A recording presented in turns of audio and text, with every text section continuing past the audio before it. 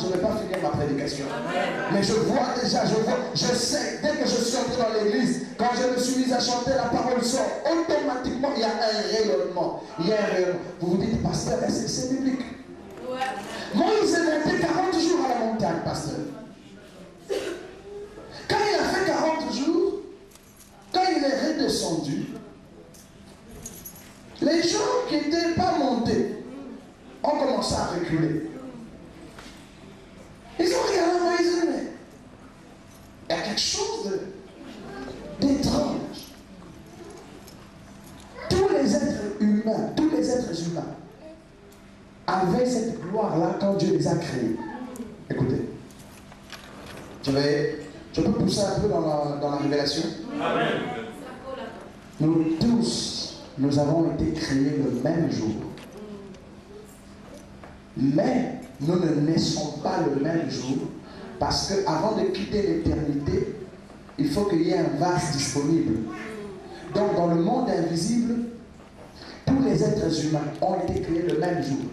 Quand Dieu a fait Adam, il a fait en même temps Abraham, il a fait Isaac, il a fait Jacob, il a fait David, il nous a tous fait le même jour. Mais on ne pouvait pas tous venir sur la terre parce qu'il n'y avait pas de vase disponible. C'est comme lorsque un homme et une femme se mettent ensemble. Il y a 500 millions de spermatozoïdes qui sont libérés. Mais pourquoi un seul enfant naît? Parce que le premier qui entre dans l'ovule, c'est celui qui vient. S'il y avait 5 ovules qui traînaient dans les parages, il y aurait 5 bébés qui naîtraient. Donc nous tous, nous sommes créés en même temps, mais chacun attend son moment pour entrer dans un vase. C'est pour cela que vous devez comprendre que dans le monde spirituel, vous ne deviendrez pas, vous êtes déjà. C'est que Dieu pense que vous devez être.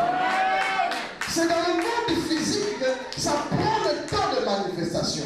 C'est pour cela, que se passe-t-il? Lorsque la parole de Dieu sort, elle vient pourquoi? Pour vous révéler que dans le monde spirituel, voici ce que Dieu a déjà prévu pour nous. C'est ce que Dieu a dit à Jérémie. Avant que tu ne sois conçu dans le ventre de ta mère, moi je te connaissais déjà. Je t'avais déjà au moins consacré prophète des nations. Mais maintenant, quand tu es sorti, tu devais être d'abord un bébé, puis un petit enfant, un petit garçon. Quand la parole prophétique sort, vous devez croire. Parce que Dieu ne ment pas. C'est pour cela qu'on dit que le pauvre dise, je suis riche. Oh, tu es encore pauvre, mais confesse déjà la parole de Dieu. On dit que le faible dise, je suis fort. Tu es encore faible, mais déclare déjà. Donc la parole de Dieu est en contradiction avec ce que nous voyons. Est-ce que vous comprenez? Donc la parole vient pour éclairer vos visages. Faire quoi? Faire quoi? Faire que la gloire de Dieu, que Dieu vous avait donnée au commencement, qui a été ternie par le péché, vous puissiez la ressortir. Quand vous ressortez cette gloire, les choses obéissent. La maladie fuit. Je ne parle pas de l'onction. L'onction, nous n'avons pas la même onction. Chaque homme de Dieu a son onction. Mais la gloire, nous pouvons avoir la même gloire. Parce que c'est la gloire de Jésus-Christ. La gloire que tu m'as donnée, je la leur ai donnée. Voilà pourquoi le livre de Corinthiens, chapitre 2, deuxième épître de Paul aux Corinthiens, chapitre 4, verset 6 dit: et le Dieu qui a dit que la lumière brillera du sein des ténèbres, a lui-même brillé dans nos cœurs afin de faire resplendir la connaissance de la gloire de Dieu sur la face de Jésus-Christ. La gloire de Dieu n'est pas quelque chose qui viendra, elle est déjà là. La Bible dit, Saint, Saint, Saint est l'Éternel, disaient les archanges, on dit, la terre est pleine de sa gloire. On dit, la terre est pleine de sa gloire. Écoutez, ce que nous cherchons sur terre, ce n'est pas la gloire de Dieu. Ce que nous cherchons, c'est la connaissance de la gloire de Dieu. Amen. La terre est déjà pleine de la gloire de Dieu. Mais ce qui nous manque, c'est la connaissance de la gloire de Dieu. C'est cela Habakkuk dit dans la prophétie. Comme le fond de mer est rempli par les eaux, ainsi la terre sera remplie non de la gloire de Dieu, mais de la connaissance de la gloire de Dieu. Cette gloire que Dieu avait mis dès le commencement n'était pas partie. Elle est toujours là, mais le péché a voilé la gloire. C'est pour cela, chaque fois que tu écoutes la parole, la gloire peut revenir sur toi. C'est grâce à cette gloire que tu peux opérer sur la terre. Voilà pourquoi le la création tout entière soupire après la révélation du Fils de Dieu.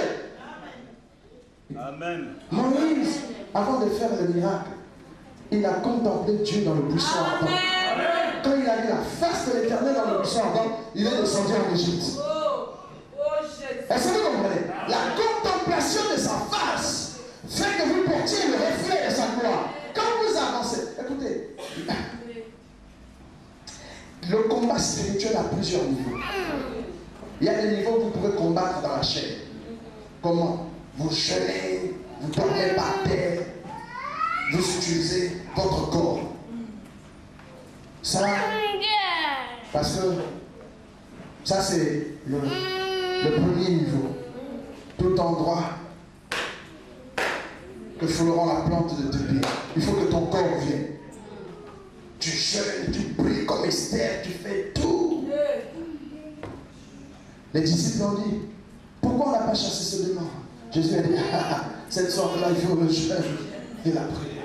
Mais il y a un deuxième niveau du combat spirituel. Vous pouvez quitter le côté de dormir par terre et de souffrir et de jeûner. Je n'ai pas dit que vous abandonnez le jeûne. Le jeûne est permanent. Je n'ai pas dit ça, il faut comprendre. Mais il y a un autre niveau du combat spirituel, c'est la guerre des paroles. Est-ce que vous comprenez un peu? Pas la prière. Jeûner simplement. 3 jours de jeûne, en train d'évoquer l'Éternel, en lui rappelant ses promesses. La prière est autre chose. Et puis, Dieu combat pour toi. Il y a un autre niveau où jeûner et prier ne suffit pas. C'est la connaissance de la vérité. Vous connaîtrez la vérité vous affranchira. Le jeûne ne suffit plus. Il faut que la révélation de la parole vienne. Il y a des situations difficiles. Vous avez jeûné, vous avez dormi, vous avez tout fait. Ça ne marche pas. Un jour, tu lis la Bible et tu dis Alléluia. Dieu m'a dit, ainsi dit l'Éternel. Il y a des niveaux où c'est la parole qui attend. Vous savez, dans le livre de la Genèse, la Bible dit au commencement, Dieu créa les cieux et la terre était informe et vide, les ténèbres étaient à la surface de l'abîme, l'Esprit de Dieu se mouvait à la surface de l'abîme. Vous pouvez avoir l'onction d'être dans les ténèbres. C'est vrai.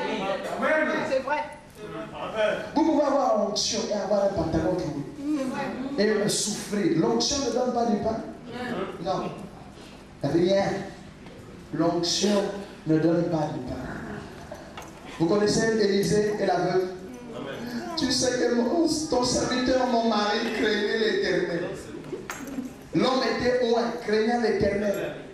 Mais il a laissé des dettes à sa famille. Jean-Baptiste était loin.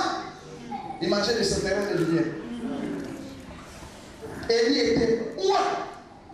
Il attendait que le Congo donne du pain. Pourquoi l'onction ne transformait pas des choses? Pourquoi Dieu l'a dit, j'ai ordonné à une veuve de te nourrir? Ça vous comprenez? Ça vous comprenez cela? L'onction, c'est pour servir au dessein de Dieu. Une église peut avoir l'onction, mais souffrir matériel. Parce qu'il y a de ces choses qui libèrent le matériel. Alors il y a un endroit où on combat dans la chair. On jeûne, on prie. Il y a un autre niveau, c'est une guerre de révélation. Si tu es le Fils de Dieu, toute cette terre en paix. L'homme ne vivra pas que de pain. C'est une guerre de paroles. David a regardé Goliath. Ce n'était pas un combat corps à corps. Goliath allait tuer David. C'était la guerre de mots. Tu viens contre moi, si j'ai un chien avec un bâton, je vais donner ta chair en pâture aux oiseaux. David dit, oh, tu viens contre moi avec les gens de la lance. C'était la guerre de la bouche. La bouche, celui qui parle le plus fort et qui a le dernier mot. Et l'homme dit, c'est l'Éternel, le Dieu d'Israël que tu as insulté. Aujourd'hui, c'était la guerre de la bouche. La guerre de Jésus avec Satan dans le désert, c'était quand la tentation, c'était la guerre de qui parlera le plus. C'est pour cela qu'on dit dans la Bible, la mort et la vie sont au pouvoir de ta langue. C'est que tu dis. C'est pour cela qu'on dit, si tu crois de ton cœur et si tu confesses de ta bouche est une arme terrible. Est-ce que vous comprenez? Ta manière de parler devant les situations. Il y a des endroits où il faut parler. Mais il y a un niveau du combat spirituel où même parler ne suffit pas. Alors maintenant, ça nécessite la gloire. Simplement, l'aspect face aux situations. Quand tu regardes une chose, ce n'est plus un problème c'est ce qu'on appelle l'autorité. L'autorité l'autorité, c'est la loi. Quand une autorité entre quelque part, elle n'a pas besoin de crier. Quand elle entre quelque part, on sait simplement qu'elle est entrée. Ça, c'est dans le règne spirituel. Est-ce que vous comprenez? Tout cela dépend de la gloire. Moïse maintenant avait un peuple. Il est monté 40 jours. Il a pris la gloire. Quand il est revenu, Moïse ne criait pas. Quand il a mis son visage, tout le monde était en train de reculer. Il est temps, pasteur.